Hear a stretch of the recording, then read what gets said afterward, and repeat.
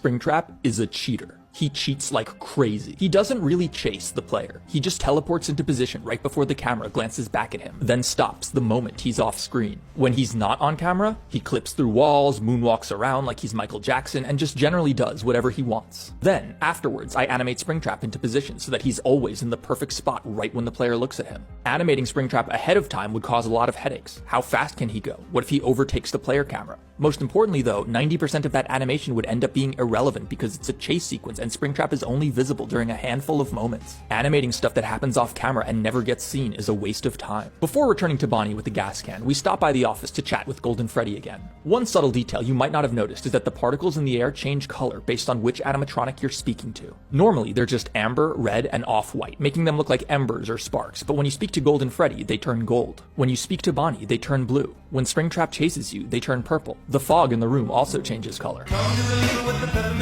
Also, Golden Freddy's head is set to always look towards the player camera, so even when you're far from the office, his head is constantly tracking you. I thought that was amusing. Next, we return to Bonnie to douse him with the gasoline, and I was really proud of how these scenes turned out. Fluid simulations are infamously difficult in 3D, and Blender's built-in fluid simulator is very old, unmaintained, and leaves much to be desired, so most people opt to use an external program for these situations. Bonnie's fluid sim alone is 670 megabytes, and that's despite using optimizations like having the fluid disappear the moment it falls below the camera. I at one point thought the gasoline looked too much like water, and I gave it a yellowish tint, hoping it would make it feel more gasoline-y, but it ended up just looking like I was pouring pee all over Bonnie's head, so I changed it back to clear. Actual gasoline is clear anyway, so. Immediately after this, Springtrap walks behind us, and I pretend to be scared and hide from him. He didn't see us. He didn't see us.